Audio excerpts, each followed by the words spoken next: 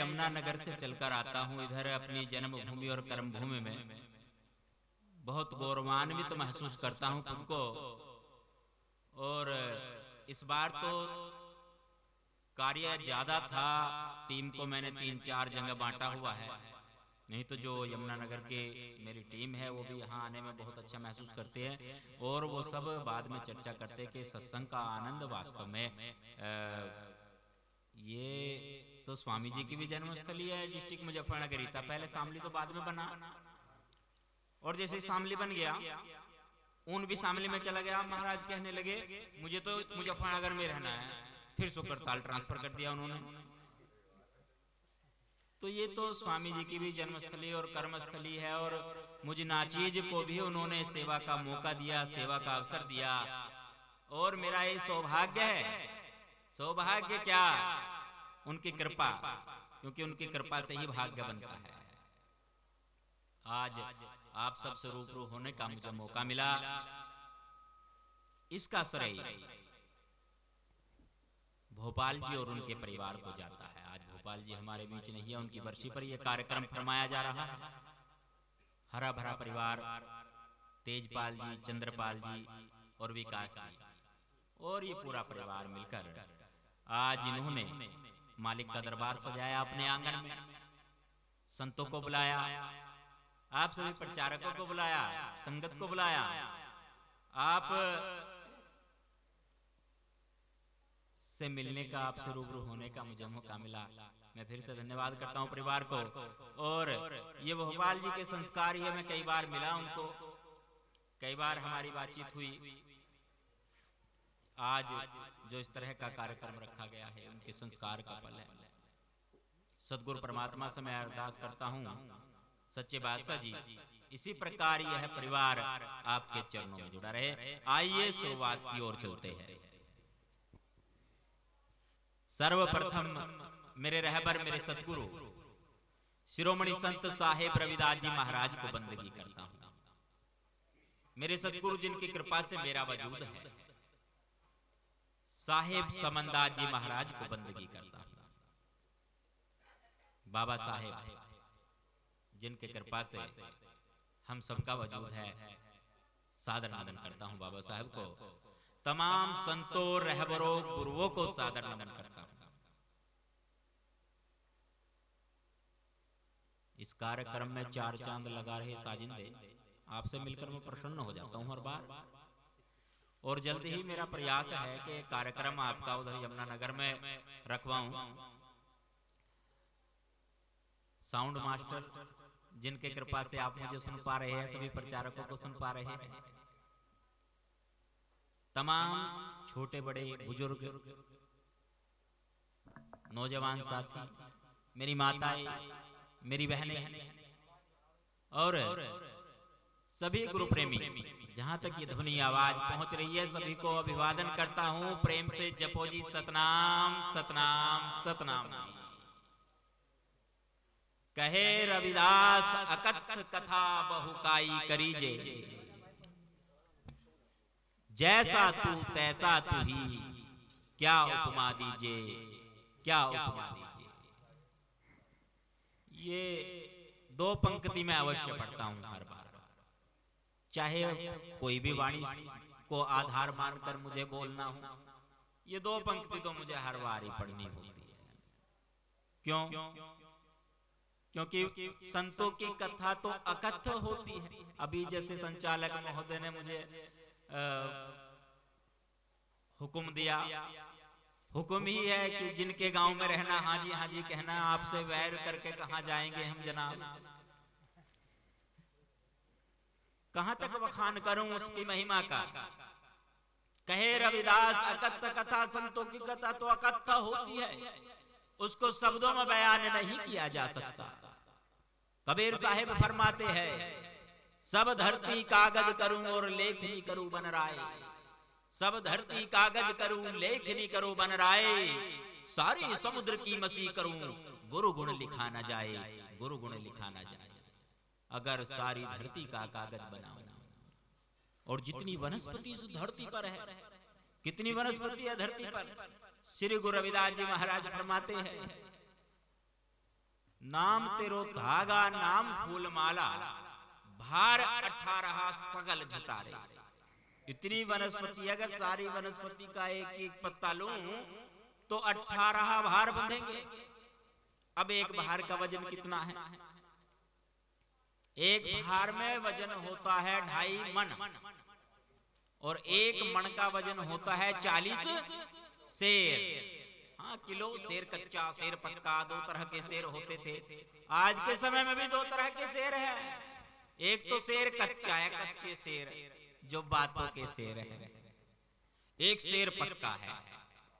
2 तरह के शेर है आज के समय में भी। वो शेर कच्चा और शेर पक्का। 40 शेर का 1 मन और 2.5 मन का एक भार होता था। आज के समय में अगर शेर पक्के के हिसाब से देखा जाए 1 क्विंटल बन गया जी वजन। 18 क्विंटल वजन बनेगा अगर एक एक पत्ता लिया जाए। उस समय 600 साढ़े 600 साल पहले यह गणना की थी श्री गुरु रविदास जी महाराज ने। इतनी वनस्पति धरती पर है और उन सभी वनस्पति की मैं कलम बनाऊं, और जितना जल है इस पृथ्वी पर उसकी शाही मसी इंक बना लूं, तो भी गुरु का गुण, गुरु की महिमा नहीं लिखी जा सकती। कहे रविदास अकथ कथा बहुकाई करीजे। कितना प्रयास करूं पर उसकी कथा का वर्णन नहीं किया जा सकता। अगली पंक्ति की ओर चलते हैं। जैसा तू तैसा तू। क्या उपमा दीजिए? मेरे सतगुरु जैसे है ऐसा कोई और नहीं। मेरे सतगुरु जैसे है ऐसा कोई और नहीं है।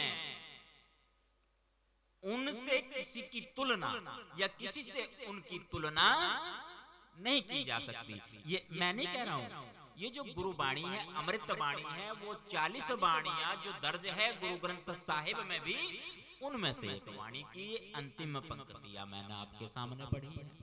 2 पंक्ति तो उनकी तुलना किसी से नहीं की जाती है, या किसी से उनकी तुलना नहीं की जाती। कोई उनके समान, उनके बराबर नहीं हो सकता।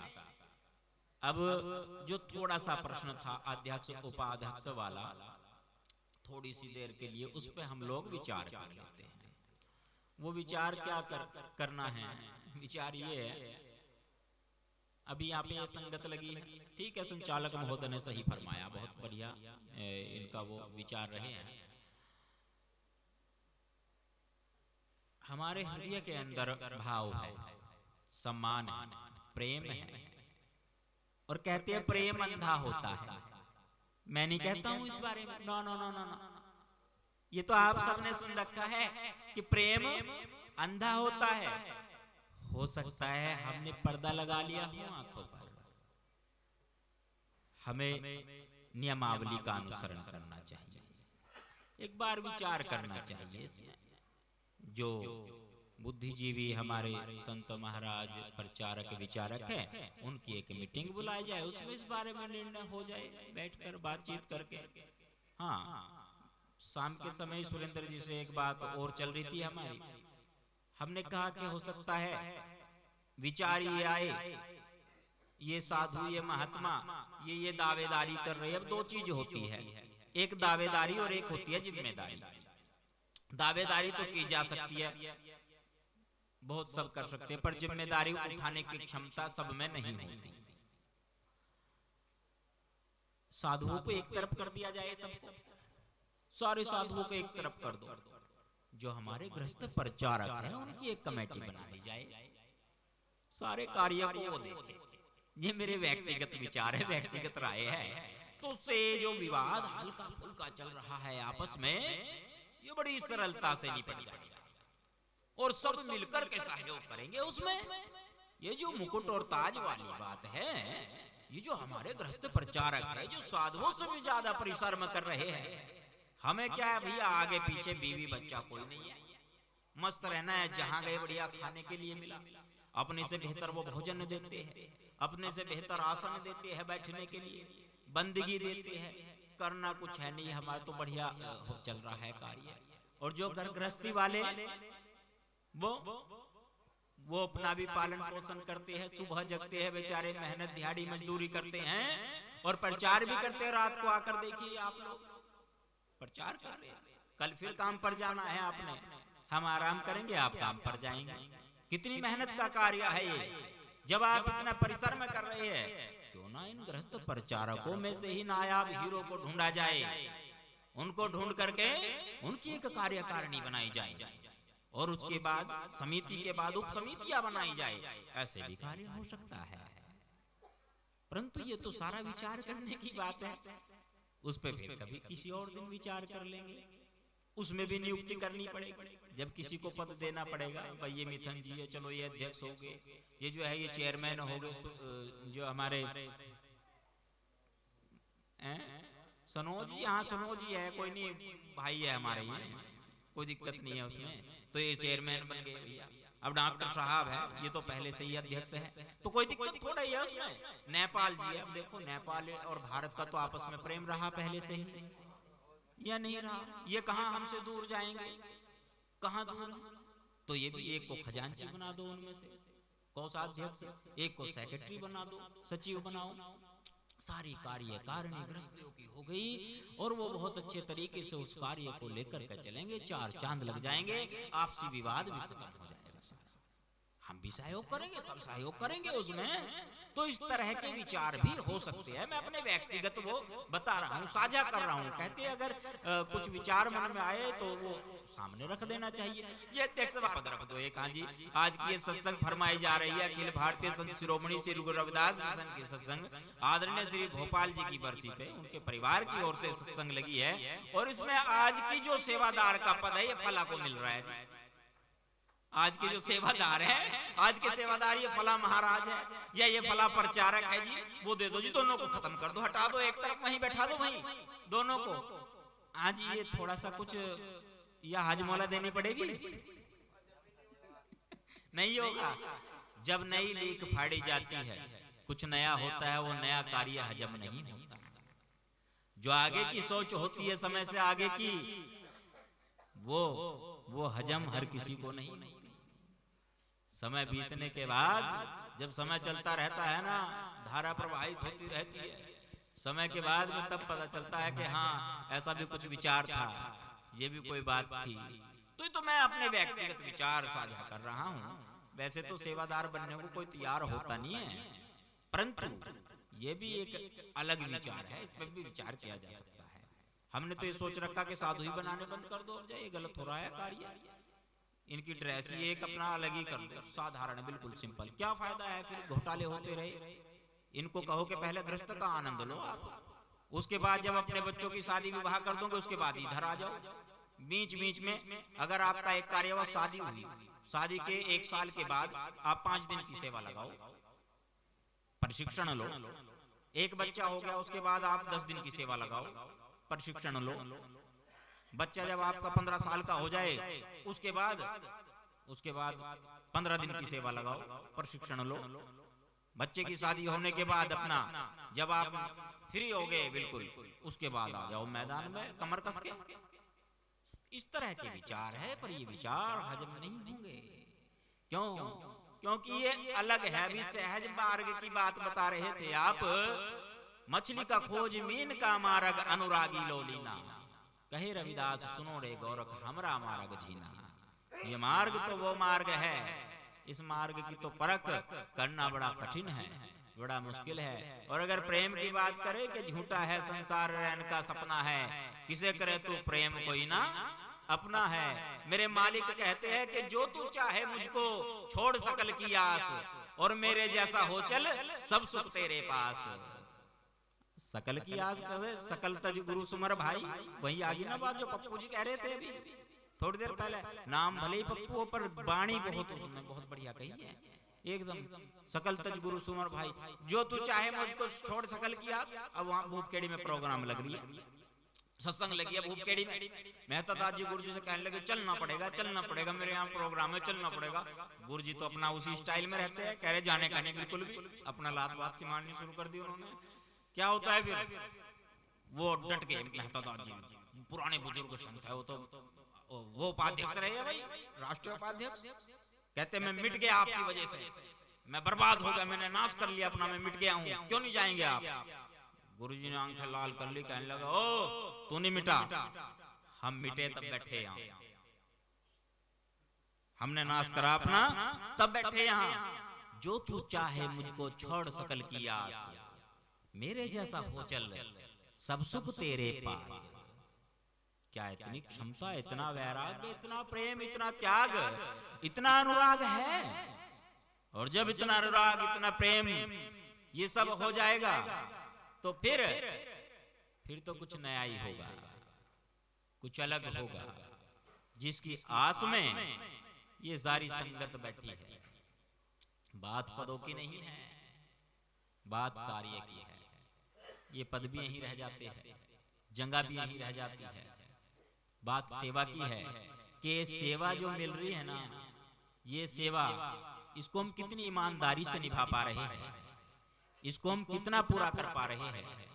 जो उन्होंने कारवा चलाया, जो मिशन चलाया, वो तो यहां तक लेकर आ गए उस मिशन को। हम उसके लिए क्या कर रहे हैं, उस मिशन को बढ़ाने के लिए आगे क्या कर रहे हैं, उसको चलाने के लिए आगे हमारी क्या भूमिका है। तो जो तू चाहे मुझको छोड़ सकल की आस, वो आस क्या छोड़ी जाएगी? क्या छोड़ सकते हैं या नहीं? हाँ जी, सुन रहे हैं क्या? सुन रहे हैं सच में? एक जयकारा बुलंद करेंगे। जो बोले सो निरपेक्ष, श्री गुरु रविदास महाराज की जय, सतगुरु साहेब समनदास जी महाराज की जय। वास छोड़ी जा सकती है? कठिन है, कठिन है उसका छोड़ना। हाँ, सत्संग छोड़ा जा सकता है, आस नहीं छोड़ी जा सकती। मैंने बहुत से सुना कि छोड़ दिया जी, पर अनायास ही मैं कह देता हूं पकड़ा कब था। क्या वो पकड़ में आ जाता है जो छोड़ दिया? नहीं, वो तो अनुभव का विषय है, वो छोड़ने और पकड़ने से अलग है। कितना समर्पण किया हमने, मालिक ने तो जीवन समर्पित कर दिया अंत तक। पंडाल में बैठकर ऐसे ही, तब जाकर ये आश्रम, ये प्रचार इतना तब हो रहा है। हमारी क्या भूमिका रही उनके लिए? एक दिन, 2 दिन, हफ्ता, 10 दिन, बस इतना ही। इसी से हो गया कार्य, इसी से हम सत्संगी गुरुमुखी हो गए, इसी से हम महात्मा हो गए, इसी से हम प्रचारक हो गए, सब कुछ इसी से हो गए हम। क्या उत्तरदायित्व है हमारा फिर मिशन के लिए? स्वार्थ तक सीमित रह गए हम अपने, बस वहीं तक ही।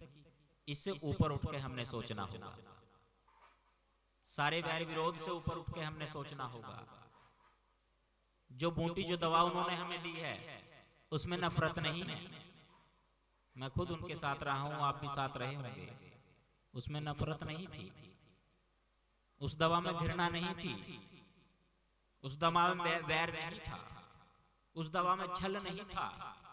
कोई भी उनके पास आया, चाहे उसने नाम नहीं ले रखा है, बड़े प्यार से उससे बात करते थे, बड़े अच्छे प्रकार से उसको बैठाकर उसकी बात सुनते थे, उसकी तकलीफ सुनते थे। भेद नहीं है उस दवा में। फिर वो भेद हम क्यों बांट रहे हैं? वो भेद हमने नहीं बांटा। बात खून के रिश्ते की हो रही है, एक ही खून है ना सब में। जितने भी पृथ्वी पर ये जीव है, ये मनुष्य का एक ही रंग का खून है ये सारा। तो फिर वैर किस लिए? यही तो महाराज का संदेश है, और क्या है? जो आप बता रहे थे, सभी चमार दिया जो उनका हता चेतन ब्रह्मचाम में रहता। ये जब सब कुछ ऐसे ही है, तो फिर ये सारी चीजें छोड़नी पड़ेगी। सकल तज गुरु सुमर भाई, ये सारी चीजें छोड़नी पड़ेगी, त्यागनी होगी, तब जा करके, तभी तो होगी कृपा कुछ।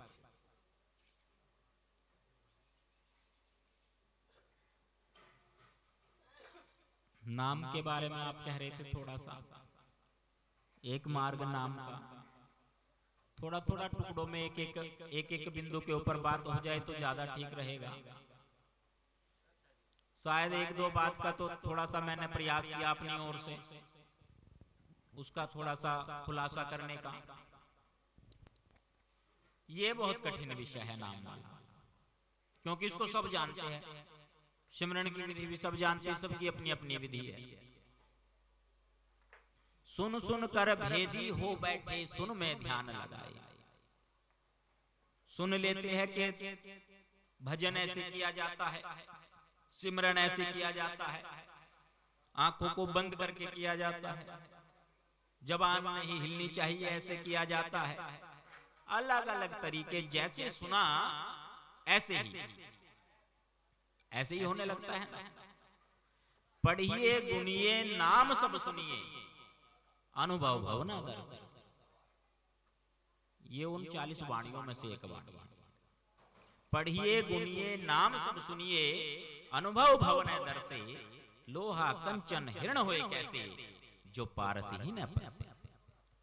पढ़ने के लिए कहा और यहाँ कहा कि सुन सुन कर भेदी हो बैठे। पढ़कर सुनकर उसके भेद का पता लगाने की कोशिश करते हैं। यहां से अगर बताया जाए, यहां से सुकुरताल इतनी दूर है, 35 किलोमीटर है, 30 किलोमीटर है, सुन लिया, आगे भी ऐसा ही प्रचार किया जाएगा, ऐसे बताया जाएगा। जब तक खुद वो दूरी नहीं तय की जाएगी, जब तक खुद वो वहां पर नहीं पहुंचा जाएगा कदम बढ़ाकर, तब तक उस जगह का साक्षात्कार नहीं होगा और रास्ते में आने वाली अड़चनों का भी पता नहीं चलेगा, रास्ते में आने वाले सुंदर दृश्यों का भी पता नहीं चल पाएगा। अब तक तो स्वामी जी बता रहे थे ना वहां का हाल। वो कहते थे सत्संग बहुत दूर जा रहा है, कहां बोल रहा हूं मैं। अब हम लोग तो सोचते थे यही बोल रहे और कहां बोल रहे हैं, यही है और सत्संग कहां जा रहा है। आज यहाँ है, कल कहीं और हो जाएगा, खेड़ी फिरोजाबाद में था पहले, आज यहाँ हो गया कमेड़ा में, कल कहीं और होगा और सत्संग कहां जाएगा, यही घूमता रहेगा सत्संग। अब ये है ना कि हम लोग घूम रहे हैं, सत्संग तो वही है जहाँ होना चाहिए और जहाँ होता है सत्संग। नाम की बात, पढ़िए गुनिए नाम सब सुनिए। हमने तो सिर्फ रटन तू तोते बन गए, हम लोग रटन तू तोते सिर्फ रट रहे हैं, सिर्फ रटने तक ही सीमित रह गए। शिकारी आएगा, जाल बिछाएगा, दाना डालेगा, चुगना मत नहीं तो फंस जाओगे। रटन तू तोते बनकर रह गए हम लोग, उससे आगे नहीं निकले और जाल में फंस गए, फंसे पड़े हैं। अब कैसे छूटेंगे इससे छूटने का उपाय क्या होगा। पढ़िए गुनिए नाम सब सुनिए अनुभव भवन दर्शे। वो अनुभव का विषय है जो नाम है, जो सिमरन है, अनुभव का विषय। 4 मार्ग होते हैं साधना के। अब ये साधना के जो 4 मार्ग है, प्रैक्टिकल तो नहीं, मौखिक में ही बताऊंगा अभी आपको। प्रैक्टिकल के लिए आपको आना पड़ेगा मेरे पास। 4 मार्ग, कपि मार्ग, कपिल मार्ग, मीन मार्ग और विहंगम मार्ग। 4 मार्ग होते हैं। अब ये जो 4 मार्ग है, महाराज तो विहंगम मार्ग को कहते हैं। विहंगम मार्ग से हम चले आए काट नियम की फांसी। वो विहंगम मार्ग सबसे अलग मार्ग है। कपि मार्ग बंदर की तरह से, बंदर की तरह से क्या, जैसे खेत में बंदर घुस जाता है, एक भुट्टा तोड़ा बगल में दबाया, दूसरा भुट्टा तोड़ा वो भी बगल में दबाया, फिर भुट्टा तोड़ा बगल में दबाया, पहले वाला छूटता रहता है वही। कपि मार्ग, किसी ने बता दिया ये मंत्र जपो, हाँ महाराज ने भी बता दिया गायत्री पढ़ो, थोड़े दिन के बाद फिर मालिक के पास आया, हाँ जी गायत्री तो याद होगी, कुछ और बता दो मुझे। अच्छा ले कार्ड दे भाई, कहाँ है कार्ड, पकड़ा दिया, सतमरापुर चलो शब्द में रलो, सतमरापुर वास है, कार्ड ले लिया, सतमरापुर वाला भजन होगा मेरे पास। ये पूछा नहीं कि कौन से शब्द में रलना है, सतमरापुर चलो शब्द में रलो, पर ये तो पूछा ही नहीं कौन से शब्द में रलना है, वो शब्द कौन सा है, हाँ वो रटना है, सतमरापुर चलो शब्द में रलो। रट्टा मारा, खूब तगड़ा करके रट्टा मार दिया उस पर। अब रट्टा मारने के बाद क्या हुआ? थोड़े दिन बाद फिर पहुंच जाता है। हाँ जी, वो तो याद हो गया, मैं कर रहा हूँ उसको, तो बहुत ठीक चल रहा काम, जी तो चल रहा है। अब वो कुछ और बताओ। अच्छा, वो तो सतगुरु आगे का फार्मूला पहले तैयार रखें। अच्छा, ले ब्रह्म गायत्री कर।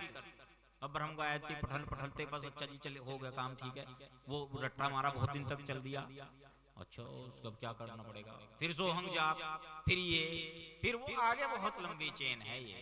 कपी मार्ग, एक भुट्टा तोड़ा, बगल में दबाया, दूसरा तोड़ा, वो भी बगल में दबाया, पहला छूट गया। तीसरा तोड़ा, वो भी बगल में दबाया, वो छूट गया। जब निकल कर आया खेत से बाहर, सारे खेत का सत्यानाश बना दिया। एक भुट्टा लेकर के आया, और वो ना कच्चा ना पक्का। ये हालत तो हम लोगों की कहीं यही तो हालत नहीं है। कपी मार्ग, मीन मार्ग, मछली जो चलती है धार के सामने चलती है। जो धार के साथ चलेगी ना, बहाव में बहेगी, मरी हुई मछली बह जाती है बहाव में। पर जो जीवित मछली है वो धार के सामने चलती है। इतनी ताकत होती है उसमें। आप में भी बहुत ताकत है। कई बार तो बहस भी कर लेते थे स्वामी जी से, बता कर जाइए आज तो चाहे कुंडी लगानी पड़े आश्रम की, ऐसे नहीं जाने देंगे, चाहे गेट बंद करना पड़े, ताला लगाना पड़े, पर जाने नहीं देंगे बिल्कुल भी। बहस पूरी चल जाती थी कई बार, कई तो पूरा बहस जाते थे, विरोध भी हो जाता था। परंतु उन्होंने जब कभी ऐसी स्थिति आई ना, उस समय बिल्कुल शांत, बिल्कुल सहज, जैसे कुछ जानते ना हो, ये स्थिति। मीन मार्ग यानी विरोध का मार्ग भी अपना कर देख लिया। मीन मार्ग कहते क्या? हठ योग को। बहुत सारे योगी है जो कपाल में चढ़ा लेते हैं इसको, श्वास को, द्वारों को बंद कर लिया, खेचरी मुद्रा, जीभ को मोड़ करके बंद कर लेते हैं। पर क्या वहां पर पहुंच पाए? आपने भी करके देखा बहुत सारी विधि को। स्वामी जी के पास आते जाते भी एक दो अगर इधर उधर से कोई जानकारी मिली, चलो इसको भी ट्राई करके देख लेते, क्या बुराई है। स्वामी जी तो बता ही रहे, इन्होंने ये महाराज सिद्ध पहुंचे हुए हैं, ये भी इनसे भी ज्ञान ले लेते हैं थोड़ा। आप में से बहुत है ऐसे, पता सबको अपने अपने घर का, अपने अपने दिल का।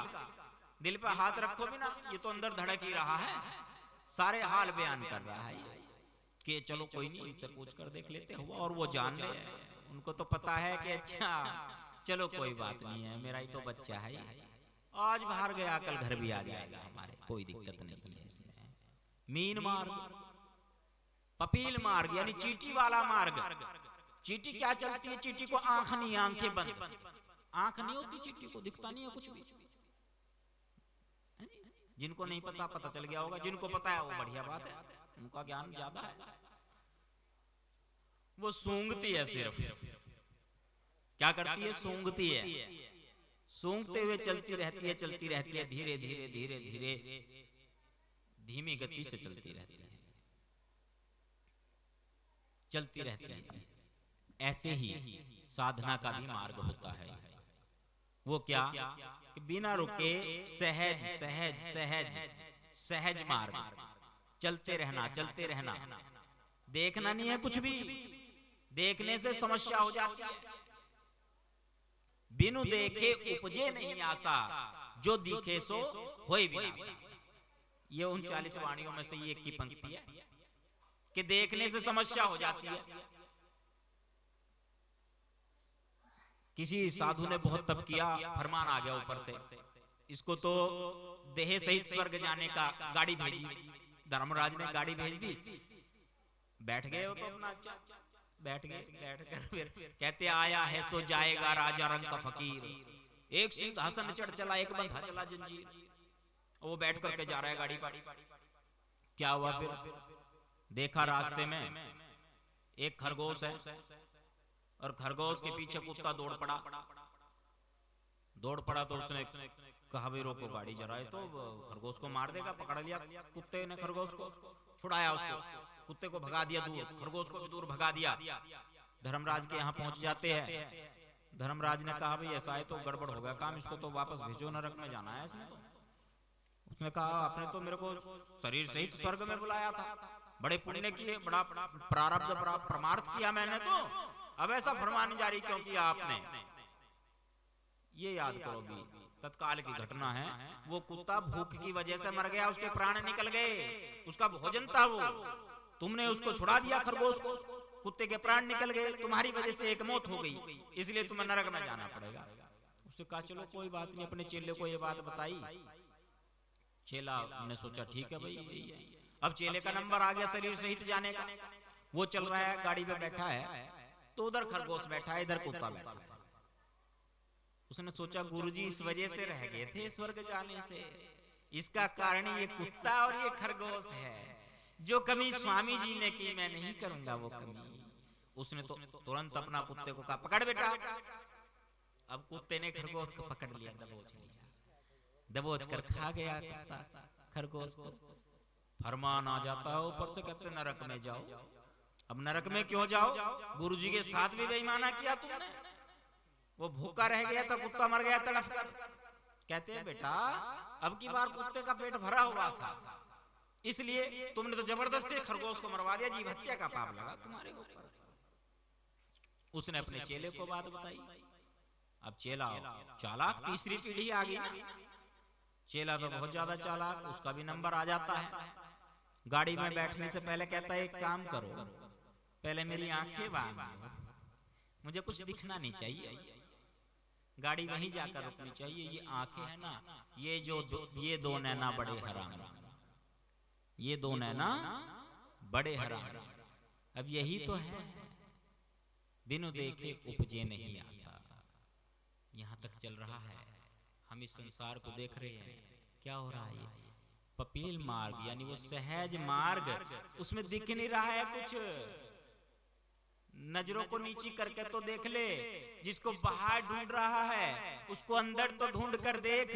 दिल में तस्वीर है यार की, गर्दन झुकाई और दीदार कर लिया, पर गर्दन नहीं झुक पा रही है, क्यों? वो अहम कहाँ जाएगा? जो तू चाहे मुझको छोड़ सकल की आस, और मेरे जैसा हो चल सब सुख तेरे पास। वो तो मिलना ही मुश्किल हो रहा है उसमें, तो उसमें मिलना नहीं मुश्किल हो, मिलना कितना मुश्किल हो रहा है। पानी है और चीनी है, मिल जाएंगे? पानी और चीनी मिल जाएंगे आपस में? नमक और पानी मिल जाएगा आपस में? रेत और पानी मिल जाएगा क्या? मिलेगा? नहीं मिलता।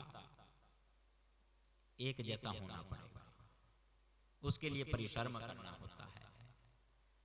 तीन हो गए, ये जो सहज मार्ग है इस पे भी नहीं डट पा रहे हैं, इस पे नहीं डट पा रहे, आंखों पर पट्टी नहीं बांध पा रहे हैं, कानों को बंद नहीं कर पा रहे हैं, जबान को बंद नहीं कर पा रहे हैं। क्यों?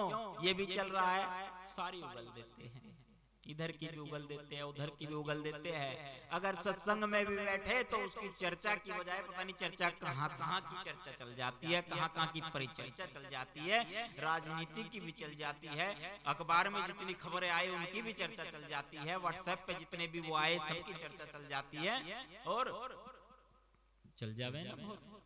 आपस में जो गुरु भाई है ना, गुरु प्रेमी, उनकी भी चल जाती है, यहाँ तक कि उनके परिवार की भी चल जाती है चर्चा। बड़ा साध बना फिर रहा है, सब जानते हैं हम इसके बारे में।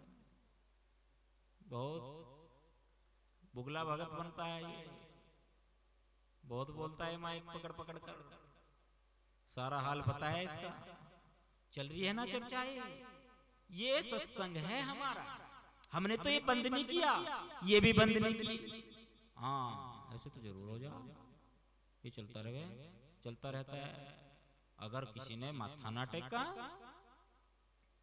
टेका नहीं माथा, कोई नहीं, देख रहा हूँ, चल कोई दिक्कत नहीं है। अपने डिपार्टमेंट की भी बात बता रहा हूँ ना, उसकी समस्या नहीं समझेंगे, उसकी समस्या नहीं समझी जाती, पता नहीं बेचारा किस में। कोई बात नहीं, माथा टेकना जरूरी थोड़ा ही है। हो सकता है वो दिल से ज्यादा अभिवादन कर रहा, दिल में बहुत ज्यादा श्रद्धा हो उसके, क्या पता झुकते टाइम बीड़ी का बंडल गिर जाए पैरों में, समस्या हो जाएगी। गुरु मिले तीनों टले, काल जाल यम चोट, और शीश निवाते गिर पड़े लख पापों की पोट। तिलाक पापों की गठरी होती है, गुरु के चरणों में गिर जाती है, पर पहले ढंग से झुक कर तो देख ले। नहीं झुकना आया। जो शीश काटने की बात बता रहे थे ना संचालक साहब, वो शीश वहां रखना होता है कि वो अहम रखना होता है वहां पर कि मेरा मुझ में कुछ नहीं, जो कुछ है सो तेरा। अब वो समर्पण भाव तो नहीं हुआ। अगर समर्पण भाव होता तभी कुछ हो पाता। 3 मार्ग हो गए, विहंगम मार्ग, चौथा मार्ग विहंगम मार्ग, जिससे नाम की बात बता रहे थे कि विहंगम मार्ग से हम चले आए काटन यम की फांस। कहे रविदास सुनो रे गोरख हमरा मार्ग जीना। वो जीना जो मार्ग है, वो मार्ग अनुभव का मार्ग है, ध्यान का मार्ग, मेडिटेशन जो विश्व स्तरीय जो ध्यान की विधि है उसमें आता है। परंतु उसके लिए आवश्यकता है अनुभव की, प्रैक्टिकल की आवश्यकता है, माहौल की आवश्यकता है। गुरु कृपा से एक प्रयास किया है, और वो प्रयास क्या है, लॉकडाउन के कारण वो कार्य थोड़ा लेट हो गया। 1 एकड़ जगह पहाड़ की तलहटी में वहां तपोभूमि बनी, सतगुरु समनदास तप स्थली स्वामी जी को समर्पित। मोबाइल कोई नहीं जाएगा वहां, घड़ी कोई नहीं जाएगी वहां, चिट्ठी पत्र कोई नहीं जाएगा वहां पर। 24 घंटे में एक समय भोजन, दोपहर के समय बस। पानी 2-4 बार पी सकते हो अपनी सुविधा के अनुसार।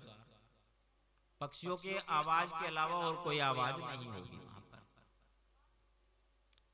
यह प्रयास किया जा रहा है। प्रशिक्षण केंद्र भी तो हमारे पास होने चाहिए। ये हमारे पास 2 नायाब हीरे हैं, ये वाद्य यंत्र बजा रहे हैं साजिंदे।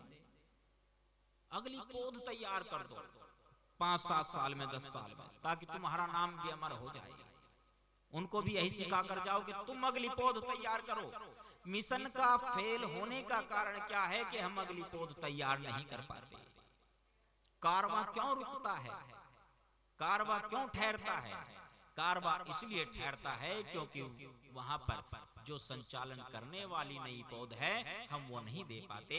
चाहे वो पॉलिटिक्स हो, चाहे वो धार्मिक, हमारी धार्मिक मिशन हो, चाहे वो हमारा सामाजिक मिशन हो, कोई सा भी हमारा मिशन हो, हम उसमें आगे आने वाली पौध को तैयार नहीं कर पाते क्योंकि हमारे पास में प्रशिक्षण केंद्र नहीं है जहां पर हम ट्रेनिंग दे सके। ट्रेनिंग सेंटर हमारे नहीं है। कुछ समझ आया यहाँ तक? कईयों को तो शायद नहीं आ रहा होगा, अलग बात है ना। क्यों? क्योंकि ये हटके हो रहा होगा थोड़ा सा। जैसा उन्होंने मुझे सिखाया, जैसा उन्होंने मुझे बताया, ऐसा बता रहा हूं आपको। उनको सारा ज्ञान था, सब कुछ, हर विद्या के मालिक, और जितनी जिसकी क्षमता थी ना, जितना देखो, डॉक्टर तो सारे डॉक्टर है ना। जो दांत का डॉक्टर है वो भी डॉक्टर है, जो आंख का डॉक्टर है वो भी है जी, जो पेट का है वो भी, जो हार्ट का है वो भी, जो हड्डियों का है वो भी, सब डॉक्टर है। पर जिस महाविद्यालय में ये प्रशिक्षण दिया जाता है, मेडिकल कॉलेज, ये तो उसके मालिक थे, उसके मालिक है। हमें सबको अलग अलग जितनी जिसकी सामर्थ्य थी, जितनी जिसकी क्षमता थी, उतना इन्होंने बांटा। जितनी जिसकी मेहनत है, हम और आप अलग नहीं है, एक लाइन पर खड़े हैं। उन्होंने वही विधि हमें दी है, वही विधि आपको दी है। एक लाइन पर खड़े हैं, जो जितनी कमाई करेगा, जितना दौड़ेगा, उतना उसको मिल जाएगा। हाँ, बताने में हम कमी नहीं करेंगे जो उन्होंने हमें ड्यूटी सौंपी है।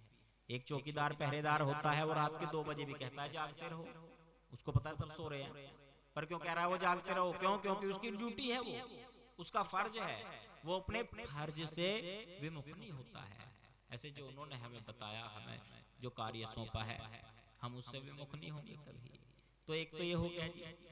दूसरा, मालिक की कृपा से जैसे कईयों को शिकायत रहती थी कि स्वामी जी ने, समनदास जी ने कोई अस्पताल नहीं बनाया। लॉकडाउन की वजह से हमारे 3 कार्य लेट हो गए, एक स्कूल का, एक अस्पताल का, और एक ही तपोभूमि वाला। ये थोड़ा सा लेट हुए क्योंकि उधर रजिस्ट्रियां बंद थी, कई दिक्कतें भी आई, आय के साधन एकदम से वो सब बंद हो गए थे सबके, भारत के नहीं पूरी दुनिया के। तो इसलिए थोड़ा ये कार्य लेट हो गया। तो मालिक की कृपा से स्कूल का कार्य वो अब शुरू होने वाला, उसकी रजिस्ट्री हो गई है जगह की। 2 किल्ले तो है, उसमें आधा किल्ला और होगा अभी, यानी ये 15 बीघा जमीन बन जाएगी। ये तैयार हो गया, नक्शा बनेगा, नक्शा पास हो जाएगा, उसके बाद काम शुरू हो जाएगा वहां पे। और मालिक के नाम से सतगुरु समनदास चैरिटेबल हॉस्पिटल, उसकी तैयारी बड़े जोर शोर से चल रही है। सबसे पहला जो उसका वो बनाएंगे हम यमुना नगर में बनाएंगे। उसकी सफलता को देखते हुए हमारी कोशिश होगी कि मंडल स्तर पर उसको हम तैयार करें। तो ये भी कार्य चल रहा है उनके नाम पर, उनको समर्पित है ये सारा कार्य। पढ़िए गुनिए नाम सब सुनिए, अनुभव भवनागर से लोहा कंचन हिण होए कैसे, जो पारख ही न पाए। अनुभव की बात है ये, और अनुभव की बात वो अलग होती है। इसलिए आपने भी अगर अनुभव की बात है, अनुभव करना होगा, प्रैक्टिकल करना होगा, तो उसके लिए आप संपर्क में रहो संतों के, साधुओं के। आने वाली पीढ़ी का कुछ सुधार होना चाहिए, कोशिश करनी चाहिए हमें। हमारा तो जीवन बीत गया, ये बीत गया ना। अब नए बच्चे कितने बैठे सत्संग में, कमेडे में जब आए हम तो यही दिखाई दिए ना सब। नए बच्चे कितने हैं, नई पीढ़ी को हमने किसको लगा के रखा अपने साथ में। ये जो विधि थी इतनी, चलो ये भोपाल जी हैं, इनका परिवार है, ये है। इसके अलावा और कौन यहाँ पर नई पीढ़ी से बैठा हुआ है बच्चा? ये बाहर से आए हैं। ये अगर ढोलक ना बजानी होती शायद उसके लिए मिलते यहाँ। मैं सच्चाई बता रहा हूँ, दिल पे मत लेना क्यों तुम्हारे एरिया में आया हूँ भाई, सुबह वापस भी जाना। तो ये बताओ कि नई पौध को हमने कितनों को जोड़ा, हम आगे वो जो पगड़ी हमारे सर पे रखी है हम किसको सौंप कर जा रहे हैं? मिशन के फेल होने का कारण ये है, कारवां के रुकने का कारण ये है। जिन और मिशनों से हम तुलना करते हैं और हम कहते हैं कि हमारे पास तो अगम का ज्ञान है, उनके पास कुछ नहीं है, उनके पास इतना ज्ञान है, वो पूरा परिवार लगा रहता है, खिसक नहीं सकता, डिग नहीं सकता वहां से। जबरदस्ती पड़ोसी को भी लेकर जाते हैं सत्संग में कि चलो तुम भी, तुम्हारा किराया हम देंगे, तुम्हारा खर्च हम देंगे, भले ही सत्संग 1 घंटे का है, भले ही सत्संग 2 घंटे का है। क्या यहाँ तक आप सहमत है? कुछ ये पगड़ी अब अगली पीढ़ी के सर पे भी रखो, थोड़ा थोड़ा धीरे धीरे। प्रोग्राम जो आपने 11 तारीख का शुरू किया हुआ है ना इस एरिया में, उसमें हो सकता है मैं 1-2-3 महीने बाद आऊं, पर मुझे नए चेहरे भी नजर आने चाहिए, चाहे वो 1 घंटे के लिए ही बैठे सत्संग में, चाहे वो कुछ देर के लिए ही बैठे। उनको चाहे किसी लालच में ही बुलाओ आप सेवा के लिए, उनको कहो बेटा सेवा के लिए आ जाओ आप। एक और बात मैं आपसे यहाँ पर कहूंगा, बाप बेटे की बात को नहीं सुन रहा है, ना मान रहा है, ना बेटा बाप की बात को सुन रहा है, ना मान रहा है। कारण क्या है? वही नौजवान लड़का अपने दोस्त के साथ घंटों बिता देता है, उसको टाइम का पता ही नहीं चल पाता, काफी देर उसके साथ बिता देता है, उसको समय का पता नहीं चलता है। वही औलाद, वही बेटा अपने बाप के साथ नहीं बैठ पा रहा है 10 मिनट। कारण क्या है? कारण ये, उस बाप को दोस्त बनना पड़ेगा। जो वो बाप दोस्त बनेगा ना अपने बेटे का, तब जाकर वो दोस्त के साथ ही तो बिताएगा ना टाइम, उसी को तो अपनी सारी बातें शेयर करेगा, सारी बातें बताएगा। कहीं ना कहीं हम लोगों का अहम भी है जो नई पीढ़ी को हमारे पास आने में रोक रहा है। थोड़ा सा हमें अपना जो स्टेटस है वो डाउन करना पड़ेगा। उनके गले मिलने के लिए तो बराबर होना जरूरी है।